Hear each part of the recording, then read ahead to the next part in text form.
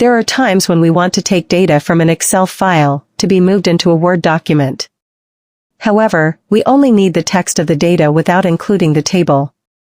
Well, to change a table from Excel to plain text in Word, the method is very easy. Friends, first, provide the Excel table that we want to change to plain text without including the table lines.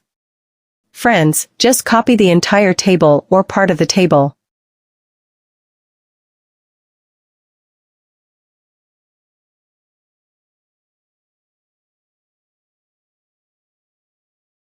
Then we move to Microsoft Word, right-click the mouse, then in the Paste option section, friends, select Keep Text Only. Then the copy results from Excel will be in the form of text only, without including the table lines or Excel lines. How are you, friends? Easy, right? Hopefully this tutorial can be useful for all of you. See you in the next video.